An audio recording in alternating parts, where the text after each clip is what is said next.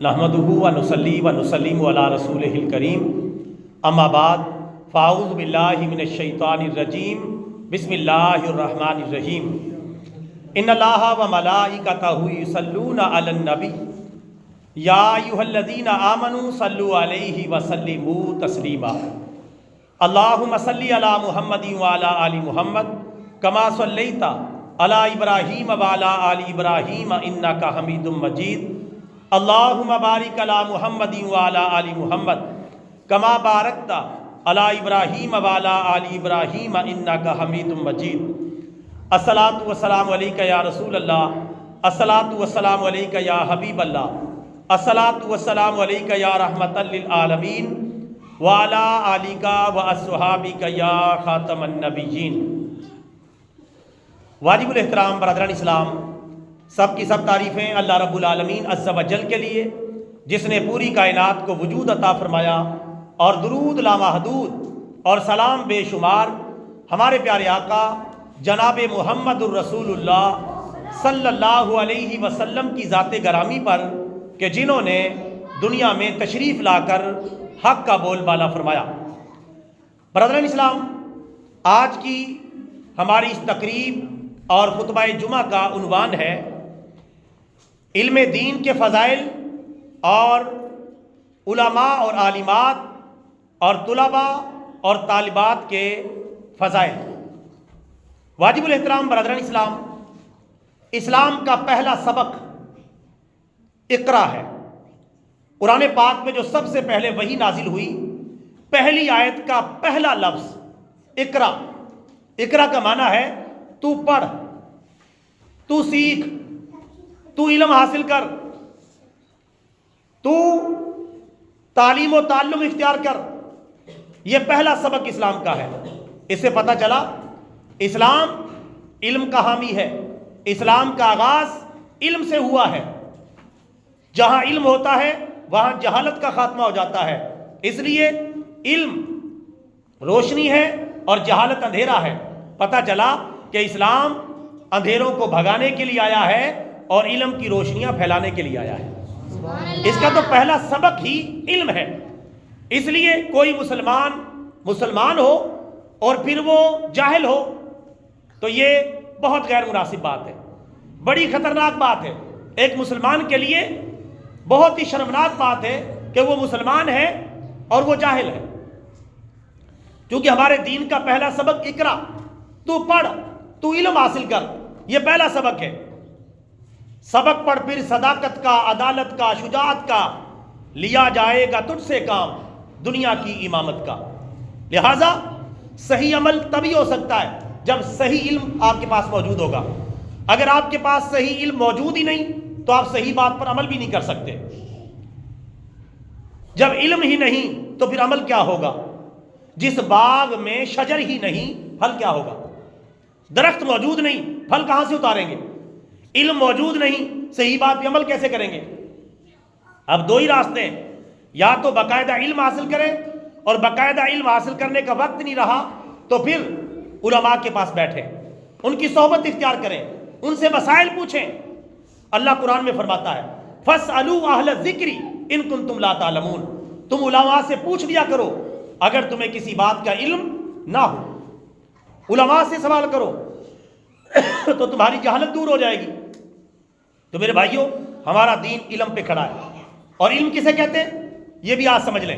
علم کے حوالے سے میں بڑا دھوکہ لگا ہوا ہے۔ دین کے علم کو بھی ہم علم سمجھتے ہیں، اور الف انار بے بکری کا کتا کو بھی ہم علم سمجھتے ہیں۔ یہ بات ذہن میں رکھیں، جو دین کا علم ہے وہی صحیح علم ہے، اور یہ دنیا کا علم جو سکولوں، کالجوں اور یونیورسٹیوں میں پڑھایا جاتا ہے یہ ہنر ہے، بلکہ ہنر سیکھنے کا ذریعہ ہے، یہ باقاعدہ علم نہیں۔ علم اس کو مجازی طور پہ کہہ دیتے ہیں، تعلیم اس کو مجازی طور پر کہہ دیتے ہیں۔ اصل علم ہے قرآن و سنت کا علم۔ جو دوسرا علم ہے یہ اصل میں ہنر سیکھنے کا ذریعہ ہے، ہنر بھی نہیں ہے۔ کاروبار تو بندہ تب کرتا جب ہنر آئے گا، ہنر نہیں تو چاہے سکولوں کالجوں کی ساری ڈگری آپ کے پاس ہو، بیکار ہے، کسی کام کی نہیں، 0/0 ہے، چونکہ وہ ہنر سیکھنے کا ذریعہ ہے۔ ہنر نہیں سیکھا، ڈگری ڈپلومے لے کے بیٹھ جائیں، بہت سارے لوگ بیٹھے ہوتے ہیں گھروں میں کچھ بھی کام نہیں آتی، ان ڈگریوں کو لے کے ایسے فوت ہو جاتے ہیں، یعنی لاکھوں روپیہ خرچ کیا اور یہ ڈگری حاصل کی، ماں باپ کی حق حلال کی کمائی اس کے اوپر لگی، اور نتیجہ کیا نکلا؟ 0/0۔ اس ڈگری سے، اس ڈپلومے سے کبھی فائدہ ہی حاصل نہیں کیا۔ اور دین کا علم کی ڈگری یہ تو دنیا میں بھی کام آئے گی، قبر میں بھی کام آئے گی، قیامت میں بھی کام آئے گی، جنت کے داخلے میں بھی کام آئے گی، سبحان اللہ، یہ تو ہر جگہ کام آئے گی۔ علم دین کی جو ڈگری ہے جس کو آج ہم چھوڑے بیٹھے ہیں، ہم سمجھتے ہیں کہ یہ حافظ قرآن، یہ عالم دین، یہ ایسے ہی بیچارے غریب سے مسکین سے، ان بیچاروں کو سمجھ نہیں ہے دنیا کہاں سے کہاں جا پہنچی، کہاں پہنچی جی؟ چاند پہ جا پہنچی۔ بھئی چاند پہ بھی پہنچ جائے، وہاں سے بھی نیچے آنا پڑے گا، قبر میں جانا پڑے گا، پٹائی تو پھر آپ کا مقدر ہے۔ پٹائی سے کدھر بچیں گے؟ چاند پہ پہنچ جائے، سورج پہ پہنچ جائے، کسی اور ستارے سیارے پہ نکل جائے، کہاں جائیں گے؟ بکرے کی ماں کب تک خیر منائے گی؟ آخر کار آئیں گے اور وہی قبر میں جائیں گے اور حساب کتاب دینا پڑے گا، اور حساب کتاب صحیح ہوگا تو آگے بات بنے گی، حساب کتاب ہی صحیح نہیں ہوگا تو آگے بات بھی نہیں بنے گی۔ لہٰذا میرے بھائیوں، صحیح علم حاصل کرنا بڑا ضروری ہے۔ علماء کو عام طور پہ لوگ سمجھتے ہیں مدرسے والوں کو بیچارے ان کو دنیا کا نہیں پتا۔ میرے بھائیوں، یہ جو علماء دین ہیں، حفاظ قرآن ہیں اور عالمات دین ہیں اور اہل مدارس، یہ اپنے چنگل کے اندر دنیا کو بھی سمیٹے ہوئے ہیں، دین کو بھی سمیٹے ہوئے ہیں، دنیا کو بھی سمیٹے ہوئے، آخرت کو بھی سمیٹے ہوئے ہیں۔ ڈگری اور ڈپلومے والے جو دنیا کے ڈگری اور ڈپلوما ہولڈر ہیں، ان کے پاس صرف دنیا ہے، وہ بھی مل گئی تو مل گئی، نہیں تو وہ بھی غائب۔ اور ہو سکتا ہے اس ڈپلومے اور ڈگری کو اپلائی کرنے کا موقع ہی نہ ملے، پہلے ہی موت آ جائے، قبر میں اس کی کوئی ویلیو نہیں۔ قبر میں فرشتے یہ پوچھتے نہیں آپ نے ایم اے کیا کہ نہیں کیا، بی اے کیا کہ نہیں کیا۔ فرشتوں کا تو پہلا سوال ہے من ربک، تیرا رب کون ہے؟ ما دینک، تیرا دین کیا ہے؟ ما کنت تقول فی حق ھذا الرجل، اپنے اس پیارے نبی کے بارے میں تو کیا کہتا تھا؟ کوئی سوال دیکھ لے، کوئی انگریزی زبان آپ کو آتی ہے نہیں آتی، انگریزی فر بولتے نہیں بولتے، الف لام بے بکری کا کتا آپ نے پڑھا نہیں پڑھا، سی ایٹی ریٹ، سی ایٹی کیٹ کیٹ ہمارا بلی، آر ایٹی ریٹ آپ نے پڑھا کہ نہیں پڑھا، ایپل امبریلا آپ نے پڑھا کہ نہیں پڑھا؟ یہ نہیں کوئی سوال وہاں، یہ تو بس موت کیا بات، سلسلہ ختم۔ اصل جو کام آئے گا علم دین کام آئے گا۔ بڑے ہی خوش نصیب وہ لوگ ہیں جو علم دین حاصل کرتے ہیں اور اپنی اولادوں کو علم دین سکھانے کا ماحول فراہم کرتے ہیں، اپنے بچوں کی دینی تعلیم پر اپنا سرمایہ، اپنا پیسہ، اپنا وقت لگاتے ہیں اور اپنے لیے آخرت کا بہترین صدقہ جاریہ بنا جاتے ہیں۔ میرے بھائیوں، یہ دنیا کی ڈگری اور دنیا کے ڈپلومے تو یہی ہیں۔ دنیا والوں کی سوچ کیا؟ بس دنیا کما لیں، کوٹھی بنا لیں، بنگلہ بنا لیں، کار بنا لیں، سیاست کر لیں، ریاست میں کوئی حصہ مل جائے، کوئی پیسہ کما لیں، شیخ صاحب، پھنے کھاں، چودھری میں بن جاؤں، بس یہ ان کی سوچ ہے۔ کل بیچاروں کی چھوٹی سوچ ہے، ننھی منی سی، کوٹھیاں بنا لیں، گاڑیاں لے لیں، اچھی سکیم میں گھر بنا لیں، اور کوئی بلے بلے ہو جائے، لش پش ہو جائے، گاڑی جو ہے نئے ماڈل کیا جائے، بس ان بیچاروں کی اتنی سی سوچ ہے، اتنی سی۔ اور علماء کی سوچ کہاں ہے؟ دینداروں کی جو سوچ کہاں ہے؟ وہ کہتے ہیں یہ دنیا بھی ہم نے نہیں جانے دینی، آخرت بھی نہیں جانے دینی۔ وہ ادھر سوچ کے بیٹھے ہوئے ہیں، یہ سمجھتے ہیں ان کو اپنے مستقبل کا ہی نہیں پتا، ان کو پاگل سمجھتے ہیں، حالانکہ خود پاگل ہیں۔ ان کو سمجھتے کہ یہ بیچارے ان کو کیا پتا دنیا کا۔ وہ اس بات پہ عمل کر رہے ہیں، قرآن سکھاتا ہے ربنا آتنا فی الدنیا حسنہ وفی الآخرۃ حسنہ، کہ دنیا بھی شاندار حاصل کرو اور آخرت بھی شاندار حاصل کرو۔ سبحان اللہ۔ علماء اور مدرسے والے یہ سوچ کے بیٹھے ہوئے ہیں ہم نے دنیا بھی شاندار حاصل کرنی ہے اور آخرت بھی شاندار حاصل کرنی ہے۔ تو یہ بیچارے 20 سال 30 سال 40 سال 50 سال کے مستقبل کو لے کے بیٹھے، اس کے لیے روتے رہتے ساری زندگی۔ یہ تو کچھ بھی نہیں ہے، اس پہ تو اہل دین کی نظر ہوتی ہے۔ اور ویسے بھی آپ کو پتا ہے مولوی حضرات علماء زیادہ کھا کے مر جائیں تو مر جائیں، تھوڑے کھانے سے وہ کبھی جو ہے وہ فوت نہیں ہوں گے، کوئی زیادہ حلوہ کھا جائیں، اللہ نے بڑا رزق دیا ہوتا ہے۔ اور ان کی سوچ کہاں تک ہے؟ ساری ڈگریوں، ڈپلوموں، سکولوں، کالجوں، یونیورسٹیوں کی سوچ کتنی ہے؟ بس ان کی بچگانہ سوچ ہے، مرنے تک کچھ نہ کچھ کر لو، کچھ کھا لو، کچھ کما لو، یہ کر لو وہ کر لو، اس کے بعد اچانک مرتے ہیں، کوٹھیاں، بنگلے، گاڑیاں، کروڑوں کا بینک بیلنس بینکوں میں پڑا ہے، اولاد آوارہ گردی کر رہی ہے، عذاب انہیں پہنچ رہا ہے۔ لا حول ولا قوت الا باللہ۔ اللہ تعالی ہم سب کی حفاظت فرمائے۔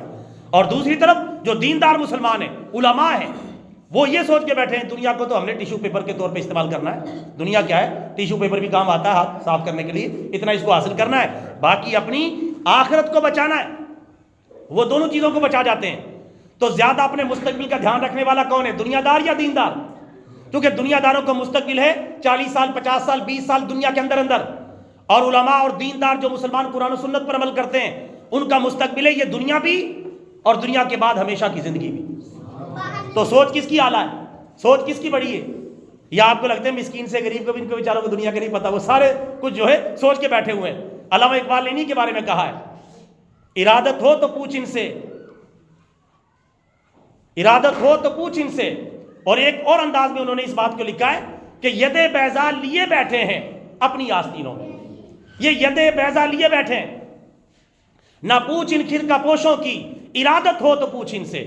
ید بیضا لیے بیٹھے ہیں اپنی آستینوں میں, یہ اپنی آستینوں میں دنیا کو بھی قابو کر کے بیٹھے ہوئے ہیں اور آخرت کی بھی تیاری کر کے بیٹھے ہیں. سبحان اللہ. تو زیادہ ماڈرن اعلیٰ بہترین سوچ کس کی ہے, دینداروں کی یا دنیا داروں کی؟ میرے بھائیو سوچیں, ورنہ علماء کے لیے یہ کاروبار کرنا کیا حیثیت ہے؟ یہ کپڑوں کی دکان, یہ جنرل سٹور, یہ فلانی دکان, یہ مرغی کی دکان, یہ گوشت کی دکان, یہ فلانی مارکیٹ کی دکان, یہ جی فلانا کاروبار, یہ پینٹ کی دکان. یہ علماء کے لیے کیا چیز ہے؟ علماء کہیں بہتر یہ کاروبار کر سکتے ہیں. علماء صرف اس لیے بچتے ہیں کہیں ہم دنیا میں حد سے آگے نکل کے دین کی خدمت نہ چھوڑ جائیں, ورنہ یہ تو کاروبار کرنا کوئی مشکل کام نہیں ہے. تو میرے بھائیوں, علم دین کو اپنی زندگی کا حصہ بنائیں, اپنی اولادوں کو علم دین سکھائیں. ہمارے پیارے نبی صلی اللہ علیہ وسلم نے فرمایا علم صرف 3 چیزوں کا نام ہے. یہ میں ایسے نہیں کہہ رہا, میرے پاس قرآن و سنت کے دلائل ہیں, جس کا جی چاہے مجھ سے بات کرے, جب چاہے آ کے بات کرے. قرآن و سنت کے اندر یہ موجود ہے کہ علم صرف 3 چیزوں کا نام ہے. نبی پاک کا فرمان ہے, مشکات المصابیح کی حدیث ہے, نمبر 1 قرآن کا علم, نمبر 2 سنت کا علم, نمبر 3 قرآن و سنت سے ماخوذ جو علم و تعلیم ہے اس کا علم, جسے فقہ الاسلامی کہتے ہیں, اسلامی فقہ کا علم. یہ 3 چیزیں علم ہیں. رسول پاک نے ان کو علم ڈکلیئر کیا ہے اور فرمایا اسی حدیث مبارکہ میں, وما کان سوا ذالک فہو فضل, اس کے علاوہ جتنے بھی علوم فنون ہیں سب فالتو. سب کیا ہے؟ یہ میں نہیں کہہ رہا, میرے اور آپ کے پیارے نبی صلی اللہ علیہ وسلم نے فرمایا سب اضافی چیزیں, سب فالتو ہیں. اگر کوئی ضرورت ہے تو وہ کر لے, منع نہیں ہے. ضرورت ہے وہ کر لیں. انجینئرنگ کرنی ہے, آپ نے میڈیکل میں جانا ہے, آپ نے ڈاکٹر بننا ہے, آپ نے کوئی سول انجینئر بننا ہے, آپ نے کچھ پائلٹ بننا ہے, کچھ اور بننا ہے, کسی اور شعبے میں جانا ہے, منع نہیں ہے. لیکن یہ فالتو ہیں, اضافی ہیں, دنیا کی کمائی کے لیے تھوڑے سے کام آئیں گے پھر ختم, اضافی ہیں. اصل علم قرآن سنت اور فقہ اسلامی کا علم ہے جو مدارس میں سکھایا جاتا ہے. اور باقی سکولوں, کالجوں اور یونیورسٹیوں کے اندر جتنا بھی علم سکھایا جا رہا ہے, وما کان سوا ذالک فہو فضل, یہ اضافی علوم ہیں, فالتو ہیں. جتنی ضرورت ہے اتنا سیکھ لیں, وہ بھی جائز دائرہ کار میں, جبکہ مخلوط نظام تعلیم نہ ہو, لڑکے اور لڑکیاں اکٹھے نہ پڑھتے ہوں, ایسا نہ ہو, تب یہ علم سیکھنا جائز ہوگا. مخلوط معلوم میں تو یہ علم حاصل کرنا جائز ہی نہیں ہے. تو تب یہ علم اگر, لیکن ہم کیا کرتے ہیں, ہم تو چاہتے بچوں کو آل راؤنڈر بنائیں. سکولوں میں آج کل ایسا ہی, اس کی بھی کتاب ہے, بیالوجی, زوالوجی, طبیعت, کیمیا, انگریزی, ریاضی, فلانا علم جو ہے علم الکیمیا ہے, یہ ساری چیزیں یہ سارے پڑھا رہے ہیں. بچہ اینڈ پہ کھودا پہاڑ نکلا چوہا, کچھ بھی نہیں بنا بچہ اینڈ پہ, اور ماں باپ کا لاکھوں روپے کا سرمایہ لگ گیا. اور میرے بھائیوں, دین کا صحیح علم سکھائیں, قرآن و سنت کا صحیح علم سکھائیں. پھر جس فیلڈ میں بچے کو کام کرنا ہے, آپ نے سوچ کے بیٹھے ہوئے ہیں, صرف اس کا اتنا علم دلوائیں, اور وہ بھی قرآن و سنت کے علم کے بعد.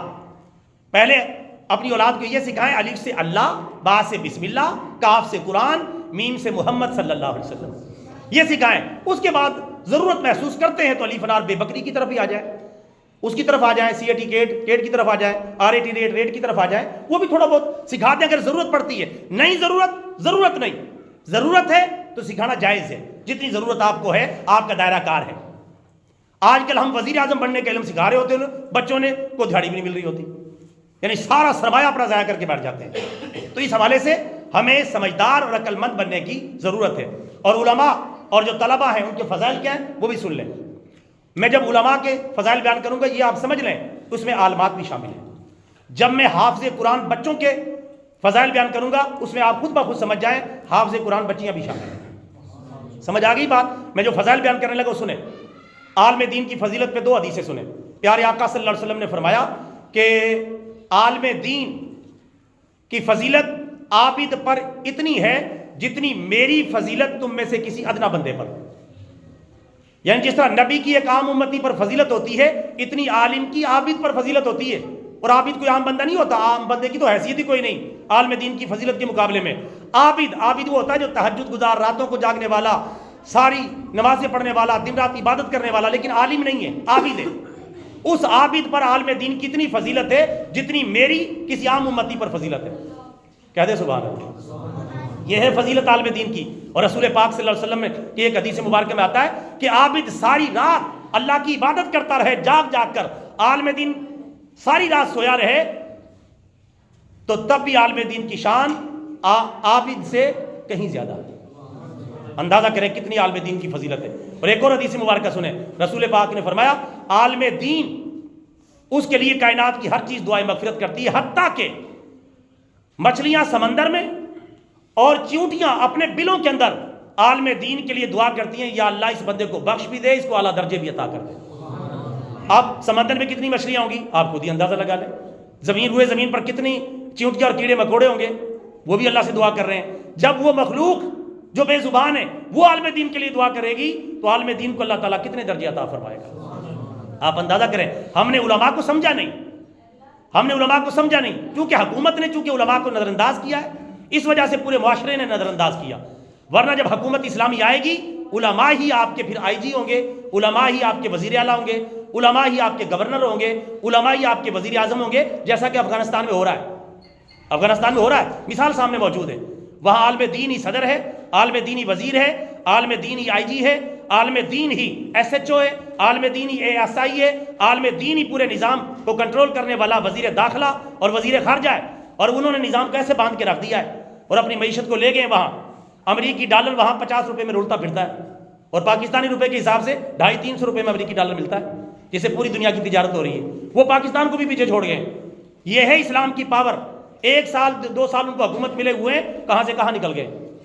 تو میرے بھائیو جب اسلام نافذ کریں گے بات بنے گی. اللہ کرے ہمارے پاکستان کے مسلمانوں سیاستدانوں کو بھی ہوش آئے، یہ بھی ملک کے اندر اسلام نافذ کر دیں. سبحان اللہ. جب تک ملک میں اسلام نافذ نہیں ہوگا یہ ملک سیدھے راستے پر نہیں چل سکتا. کسی کا باپ بھی اسے سیدھے راستے پر نہیں چلا سکتا. جو مرضی سیاستدان آ جائے، جس مرضی پارٹی کا بندہ آ جائے، نہیں چلا سکتا اس کو، کیونکہ یہ ملک کلمے کے نام پر بنا ہے، اسلام کے نام پر بنا ہے. پاکستان کا مطلب کیا؟ لا الہ الا اللہ. دستور ریاست کیا ہوگا؟ محمد الرسول اللہ. اس پہ بنا ہے یہ پاکستان، اور اس کو چلا رہے ہیں ہم انگریزوں کے طریقے پہ، یورپ کے طریقے پہ، کافروں کے طریقے پہ چلانا چاہتے ہیں. ان کی نقل مار کے چلانے چاہتے ہیں، تو یہ ملک بیچارہ چلتا ہی نہیں. کبھی پیٹرول ختم، کبھی سبزیاں مہنگی، کبھی چیزیں مہنگی، کبھی کوئی چیز پوری نہیں، کبھی کوئی چیز پوری نہیں. دعا کریں اللہ تعالی ہم سب کو ہدایت عطا فرمائے. سبحان اللہ. حافظ قرآن کے فضائل سنیں. حافظ قرآن کل قیامت کے دن آئے گا. حافظ قرآن کے اندر حافظہ بچیاں بھی شامل ہیں، یہ میں نے پہلے بتا دیا ہے. حافظ قرآن کی شان اللہ تعالیٰ فرمائے گا حافظ قرآن آ جا. حدیث مبارکہ کے الفاظ ہیں جنت کے اندر جو ہے قرآن پاک کی آیتوں کی تعداد ہے 6236. کتنی؟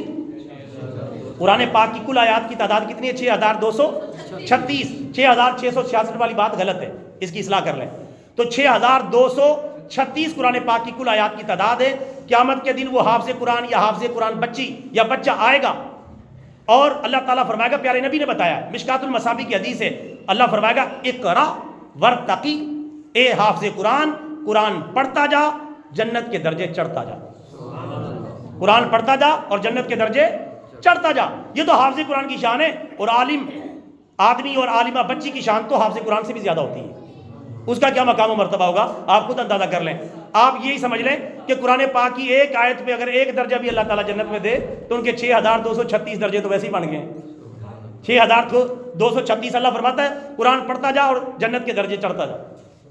کتنا مقام ہے. ایک حدیث مبارکہ میں آتا ہے حافظ قرآن بچے یا بچی کے والدین کو اللہ تعالیٰ قیامت کے دن ایسا نورانی تاج پہنائے گا جس کی روشنی دنیا کے سورج کی روشنی سے زیادہ ہوگی.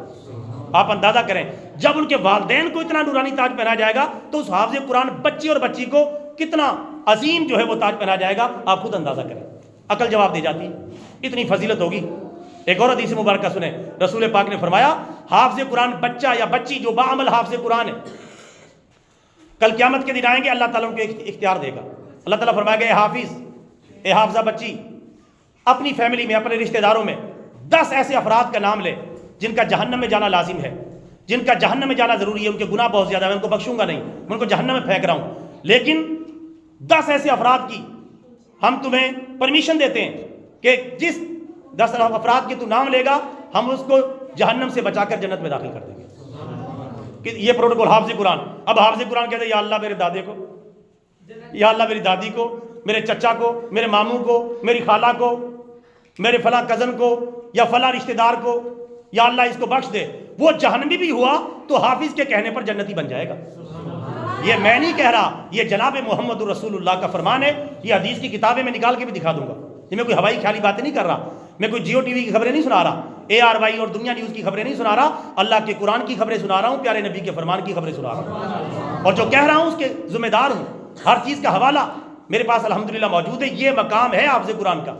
یہ کوئی چھوٹی بات ہے میرے بھائیوں. 10 جہنمی افراد کا اس کو پروٹوکول ملے گا کہ ان کو جنت میں داخل کروا دیں. تو میرے بھائیوں علم دین کو سمجھیں اور قرآن و سنت کی تعلیم کو سمجھیں. خود بھی ضروری علم حاصل کریں اور اپنی اولادوں کو بھی قرآن و سنت کا صحیح علم دلوائیں تاکہ دنیا و آخرت کی کامیابی ہمارا مقدر بن جائے. اللہ تعالی ہم سب کو ایسا کرنے کی توفیق عطا فرمائے. سب تشریف رکھیں، ابھی پروگرام کا حصہ کچھ باقی ہے. وما علینا الا البلاغ المبین.